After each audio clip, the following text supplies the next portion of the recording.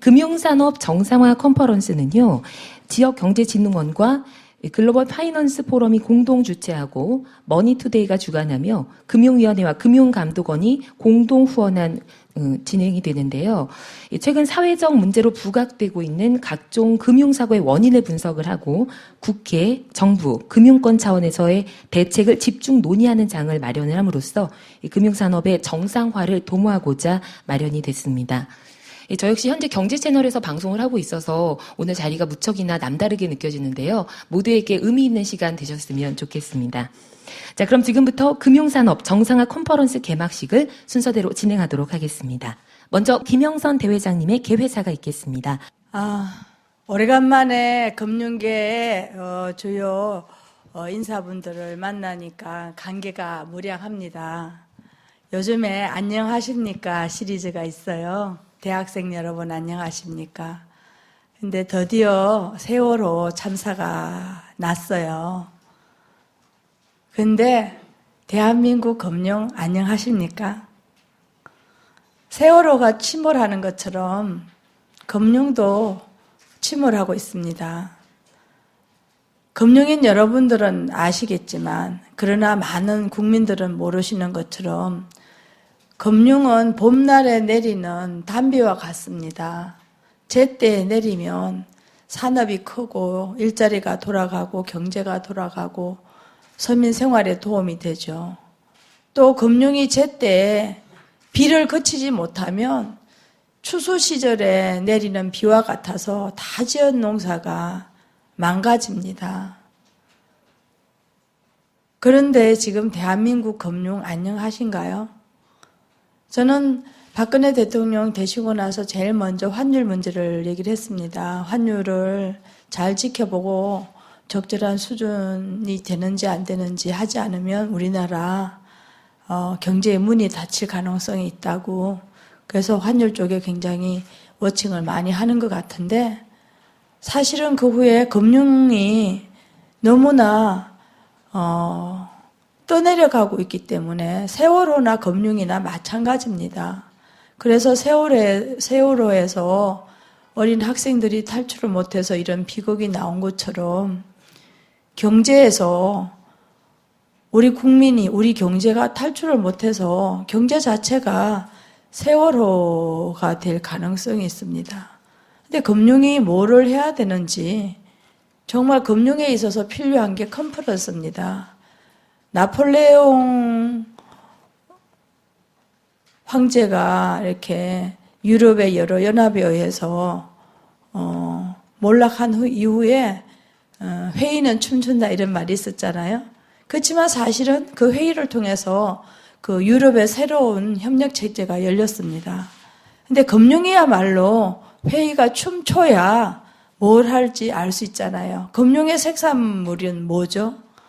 금융의 생산물은 경제의 준칙이 어떻게 돼야 되고 경제의 운용이 어떻게 해야 되고 금융의 공급자와 금융의 소비자인 국민이 어떻게 돼야 되는지 회의를 통해서만 생산이 있을 수가 있고 회의를 통해서만 작동의 지침을 만들 수가 있고 회의를 통해서만 결과를 점검을 할 수 있고 절차를 점검을 할 수 있는데 정말 그 회의조차도 되고 있지 않고 또 요즘에 세월호의 안전점검이 있지만 이미 금융인들 간에 합의된 기준들이 있습니다. 그걸 드러내놓고 수시로 점검을 해야 되는데 요즘에 보면 금융에 뭔가 부조리가 있지 않나라고 쳐다보는 언론 일반 국민과 그리고 구체적인 문제를 짚어내지 못하는 언론과 또 자신감 있게 운영을 하고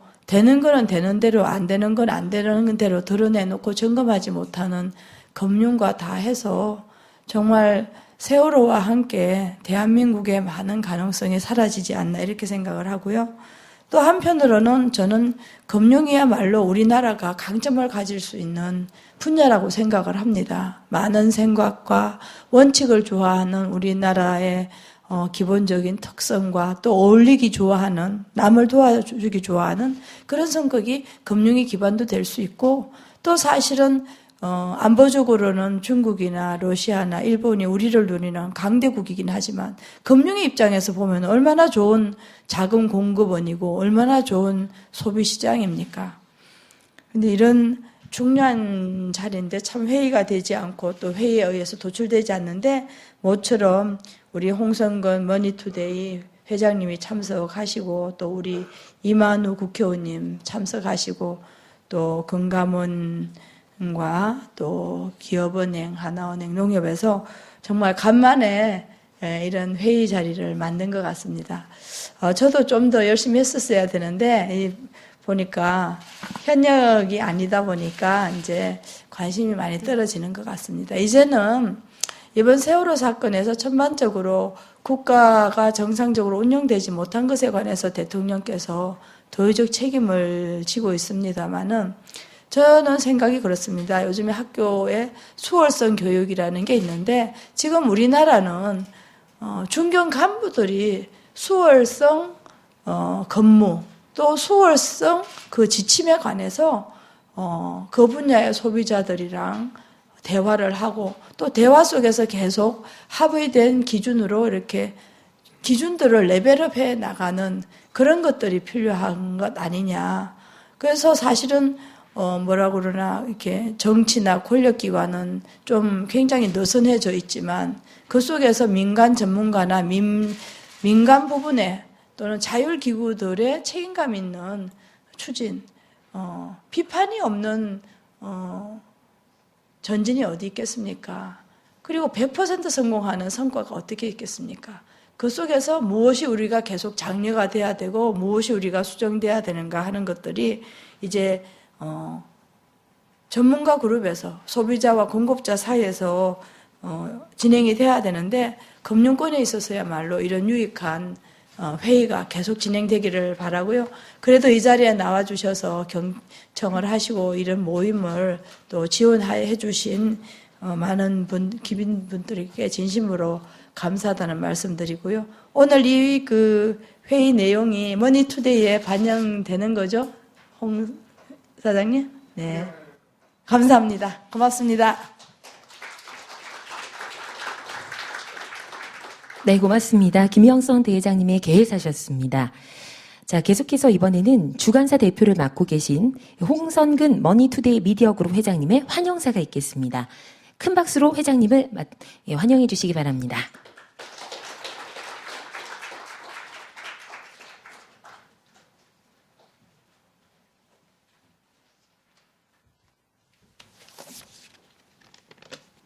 네, 저 홍성근입니다.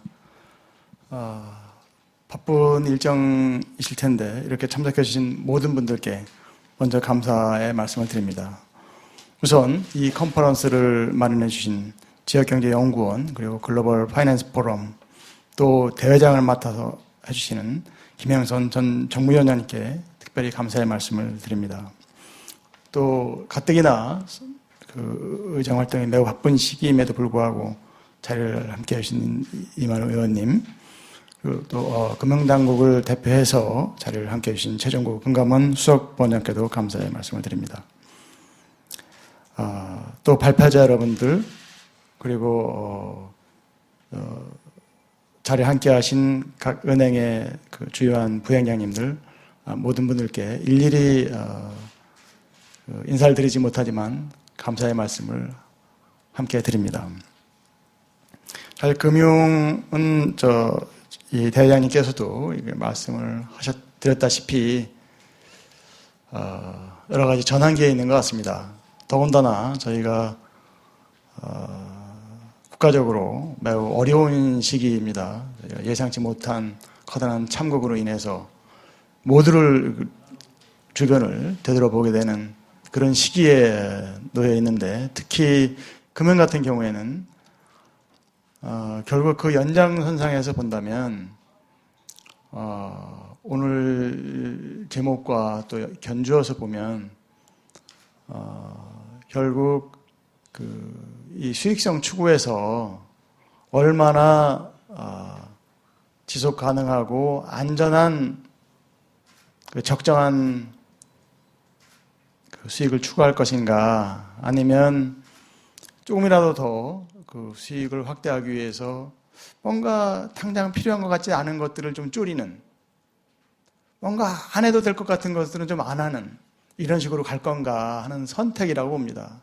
그 선택에서 우리는 알게 모르게 뭐 조금이라도 줄일 수 있으면 줄이지, 그래도 별 탈 없을 거야 하는 식으로 지금까지 왔다면, 우리 한 달 여전에 우리 앞에 닥친 커다란 창극이 우리로 하여금 그거 아꼈다가는, 그거 소홀히 했다가는 정말 감당할 수 없는 엄청난 사태가 우리를 언제 덮칠지 모른다 하는 것을 눈앞에서 깨닫게 해주고 있습니다. 그 상황을 거치면서도 우리가 그 부분에 대해서 하루, 한 달, 1년, 10년 이 긴 그 시간을 통해서 지금까지의 우리의 관행과 미비점을 되짚어서 뭔가를 찾아내지 못한다면 아마도 지금 활동하고 계신 우리 세대는 후대 세대에 대해서 아무런 할 말이 없는 정말 그 유구무원의 죄인 같은 세대가 되지 않을까. 누구나 함께 공감하는 얘기를 혹시나 제가 다시 한번 확인해서 드리는 게 아닌가 싶습니다. 그런 점에서 이번 논의가 마침 이런 정상으로 잡았고 했으니까 그런 점에서 어떻게 하나하나 빈틈없이 장기간 이어지는 건전한 금융산업의 성장을 위해서 우리가 짚어야 할 것이 뭐고 갖춰야 할 게 뭔지를 그 전부를 이 자리에서 토해낼 수는 없겠지만 그 실마리, 그 골격 등은 잡는 그런 귀중한 자리가 되기를 정말 바랍니다. 참석하신 모든 분들께 다시 한번 감사의 말씀을 드립니다. 고맙습니다. 네, 고맙습니다. 홍성근 회장님의 환영사셨습니다. 멋진 개회사와 환영사로 이 금융산업 정상화 컨퍼런스의 문을 열었는데요. 여기에 저희가 또 축사를 안 들어볼 수가 없겠죠. 축하 메시지를 전해드리는 시간 갖도록 하겠습니다. 먼저 이만우 의원님을 모시겠습니다. 박수로 환영해 주세요.